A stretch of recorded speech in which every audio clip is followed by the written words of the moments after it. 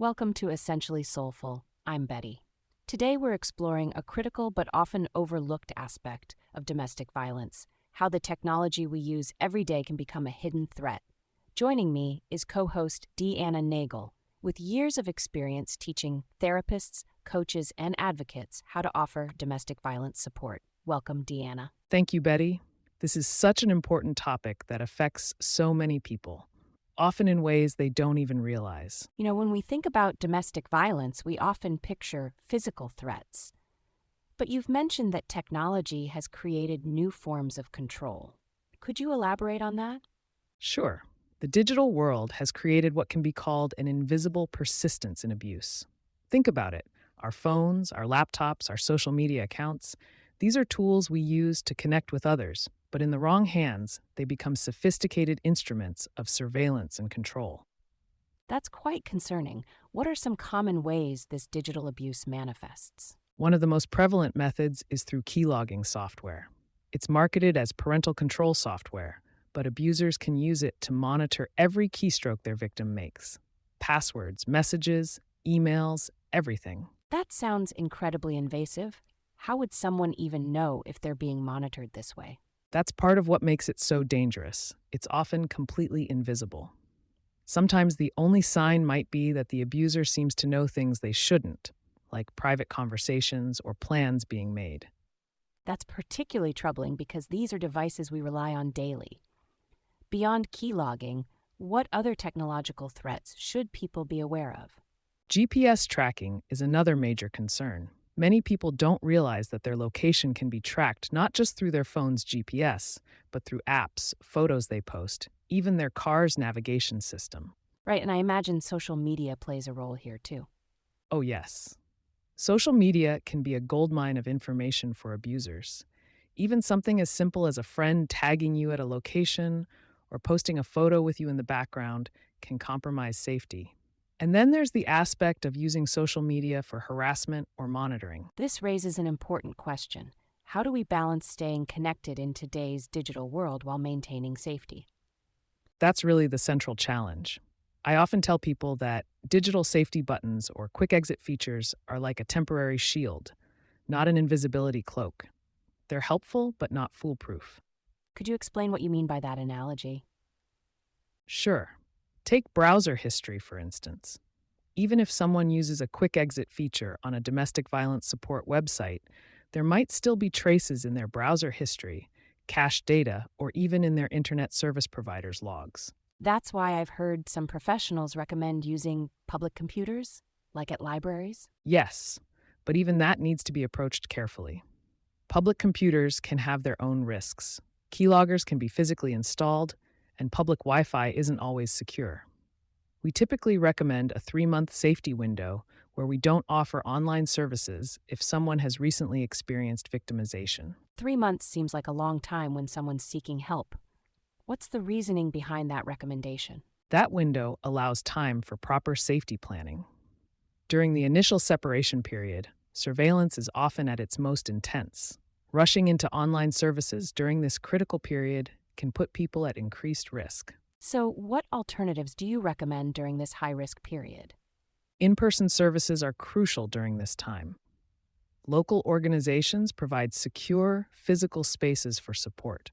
It's also when we help people conduct thorough technology audits, checking devices for tracking software, reviewing privacy settings, and sometimes even replacing compromised devices entirely.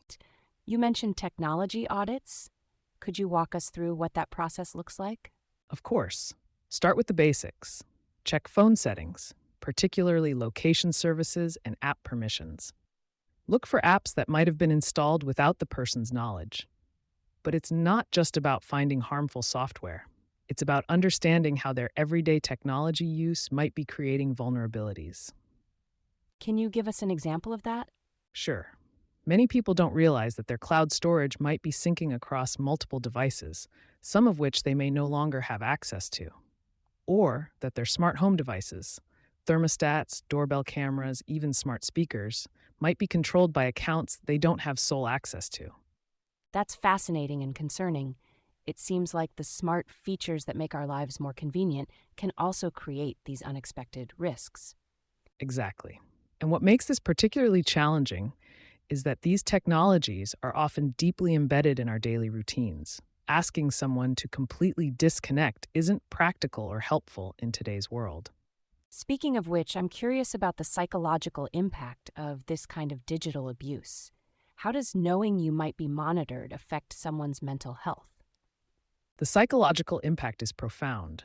This constant surveillance creates digital anxiety. People begin to second guess every online interaction, every click, every message.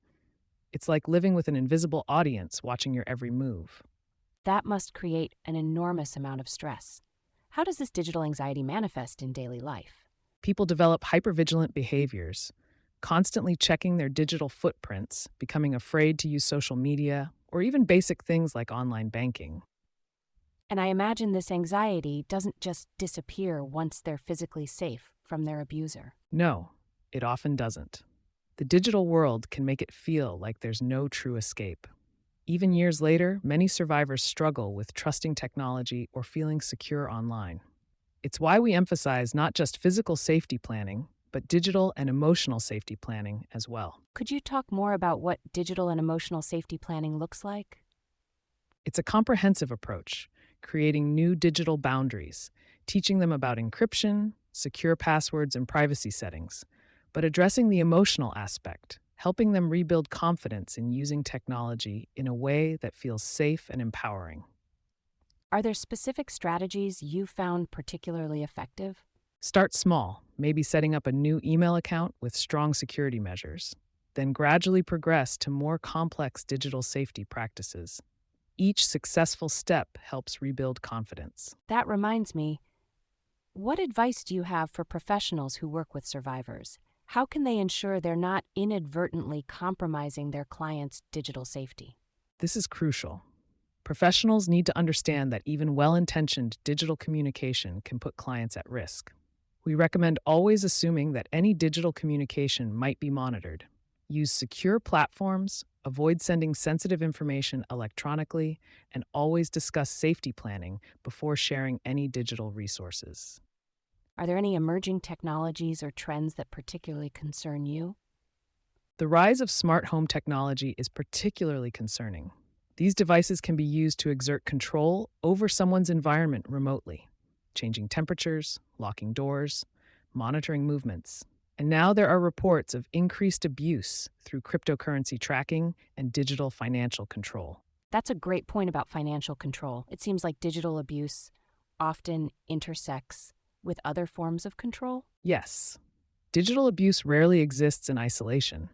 It's usually part of a larger pattern of control that might include financial abuse, emotional abuse, and physical threats. The digital aspect just makes these other forms of control more pervasive and harder to escape. As we wrap up, what's the most important message you'd like our listeners to take away from this conversation? The most important thing to remember is that while technology can be used as a weapon, it can also be a lifeline when used safely. Don't let fear of technology isolate you. There are ways to use technology safely, and there are professionals who can help you navigate digital safety. Thank you, DeeAnna. For listeners who might need support, where can they find reliable help? The U.S. National Domestic Violence Hotline is available 24/7, and their website has a quick escape button and doesn't track visitors. Local domestic violence organizations also have trained professionals who understand digital safety. Remember, always use safe computers or devices when reaching out. For professionals, I offer a 10-hour course guiding domestic violence victims, safety concerns, and considerations. I'll place a link to the course and additional domestic violence resources in the show notes. This has been such an informative discussion. Thank you for sharing your expertise with us today, DeeAnna. Thank you, Betty. And to anyone listening who might be experiencing digital abuse, you're not alone, and there are people who understand and can help.